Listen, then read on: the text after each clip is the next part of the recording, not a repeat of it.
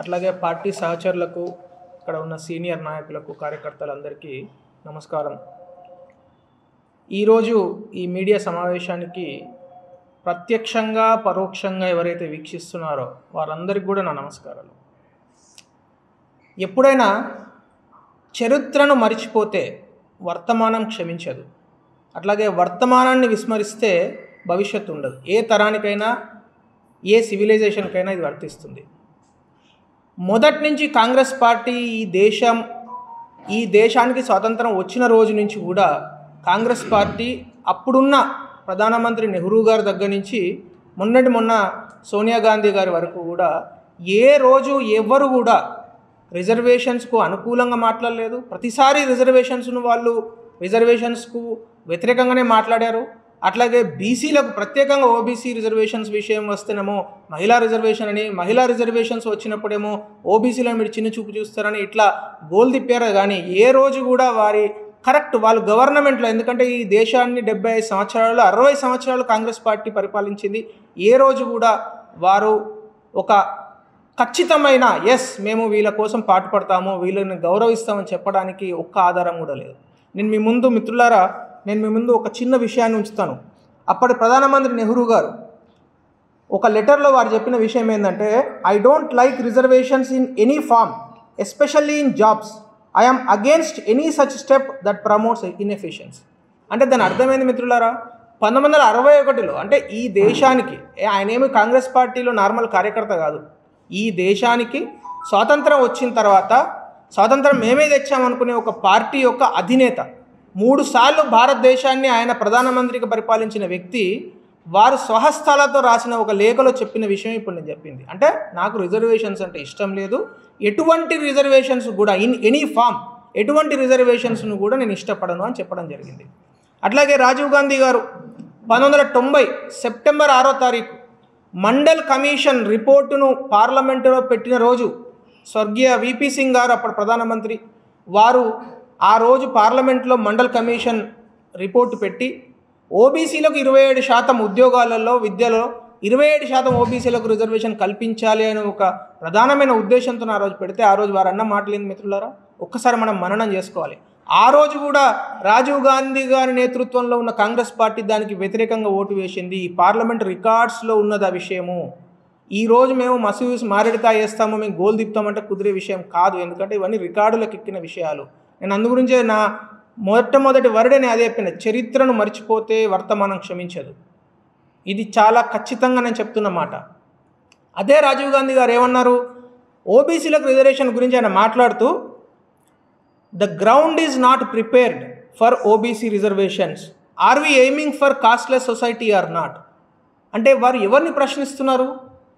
భారతదేశంలో గత 100,000 సంవత్సరాలుగా వెనుకబాటుతనాన్ని అనుభవించిన, వెనుకబాటుతనంతో మగ్గిన అనేక కమ్యూనిటీస్కు డాక్టర్ బాబాసాహెబ్ అంబేద్కర్ గారు రాజ్యాంగం ఇచ్చిన తర్వాత వీళ్ళకు రిజర్వేషన్స్ కల్పించాలి, లేకుంటే వీళ్ళు జనశ్రేవంతి నార్మల్ మెయిన్ స్ట్రీమ్ సొసైటీలోకి వీళ్ళు ఇమిడలేరు, ఎందుకంటే వీళ్ళు చాలా వెనుకబాటుతనాన్ని అనేక 100 సంవత్సరాలు అనుభవించాలనే ఒక నోబెల్ ఉద్దేశంతో, ఒక పవిత్రమైన ఉద్దేశంతో పెట్టిన రిజర్వేషన్స్ను వాళ్ళు పదే వ్యతిరేకించడం జరిగింది.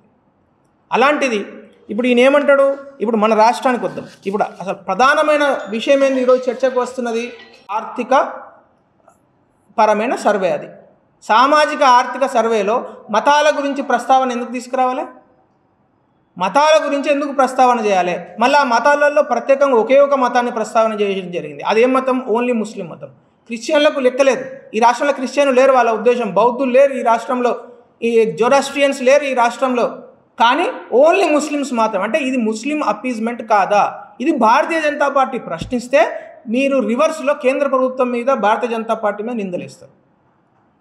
ఇది ఎంతవరకు న్యాయం?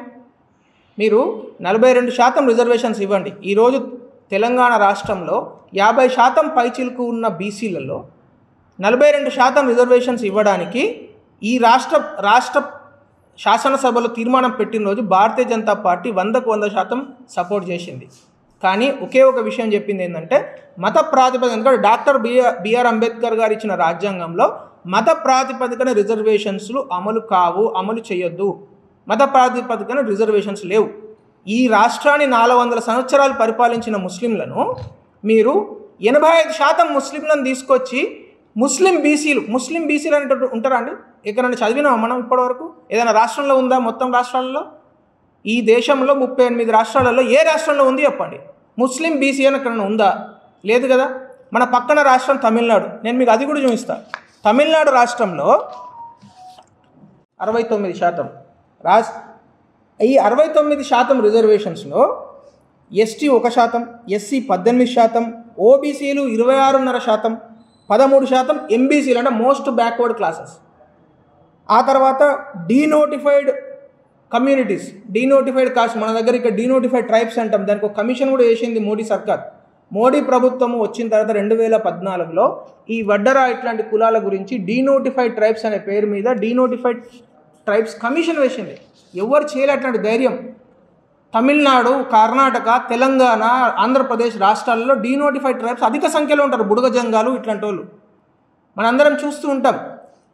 అలాంటి వాళ్ళకి అసలు ప్రాతిపదికన లేదు. ఎరకలోళ్ళు, బుడగ జంగాలు ఇట్లాంటి వాళ్ళందరినీ డీనోటిఫైడ్ ట్రైబ్స్ కింద చేర్చి వాళ్ళకు ఒక కమిషన్ వేసి దానికి చట్టబద్ధత ఇచ్చి రాజ్యాంగబద్ధత ఇచ్చి మోడీ ప్రభుత్వం వాళ్ళ కోసం సపరేట్గా దాన్ని ఒక బడ్జెట్ కేటాయించి ఒక మినిస్ట్రీ పెట్టి చేస్తూ ఉంటే దాన్ని పట్టించుకోకుండా ఈ రాష్ట్ర ప్రభుత్వం ఏం మాట్లాడుతుంది? రేవంత్ రెడ్డి గారు ఏం మాట్లాడతారు? ముస్లిం బీసీలు అని అంటారా? ముస్లిం బీసీలని 10.5%, ఈ రాష్ట్రంలో ఉన్న 10.5% రిజర్వేషన్స్ రేపు ముస్లిం బీసీలకు ఇస్తే మరి అసలు బీసీలకు ఎంత వస్తుందండి? అసలు బీసీలకు ఎంత వస్తుంది? 42 - 10.5 తీసేస్తే ఎంత ఉంటుంది? 31.5. అంటే ఇన్ని సంవత్సరాల నుంచి కృష్ణయ్య గారి ముందప్పటి నుంచి బీసీలు పోరాడి ఈ రాష్ట్రంలో తెచ్చుకున్నది ఏంది అంటే 31.5% రిజర్వేషనా? దానికోసం ఇన్ని పోరాటాలు జరగాల, ఇంతమంది త్యాగాలు చేయాలా? మొన్న ఈశ్వర్ గౌడ్ గారు కూడా వచ్చి అదే మాట్లాడారు. ఇక్కడ కృష్ణయ్య గారు అదే మాట్లాడుతున్నారు. భారతీయ జనతా పార్టీ చెప్పేది ఏంటంటే దయచేసి ఇంకొక విషయం నేను చెప్తాను. కామారెడ్డి డిక్లరేషన్ ఏ రోజు జరిగిందండి? Kamareddy declaration 2023 November 10. 2023 నవంబర్ 10 రోజు జరిగిన కామారెడ్డి డిక్లరేషన్కు ఈ రోజుకు రాజ్యాంగంలో ఏమైనా మార్పులు జరిగినాయా? సుప్రీంకోర్టు ఏమైనా కొత్త తీర్పులు ఇచ్చిందా రిజర్వేషన్స్ గురించి? లేకుంటే భారతీయ జనతా పార్టీ కేంద్ర ప్రభుత్వం ఏమన్నా రాజ్యాంగాన్ని మార్చిందా? మార్చలేదు కదా. ఆ రోజు ఏదైతే ఉన్నదో ఈ రోజు అదే ఉంది కదా. ఆ రోజు ఏదైతే ఉన్నదో ఈ రోజు అదే విషయాలు ఉన్నాయి కదా. అదే రాజ్యాంగం ఉంది, అదే చట్టం ఉంది, అదే సుప్రీంకోర్టు జడ్జిమెంట్లు ఉన్నాయి. మరి మీకు అన్ని విషయాలు తెలిసి ఒక కథ ఉంటుంది. నేను ఎక్కడో టీవీలో చూస్తున్నా. ఒక రాజంట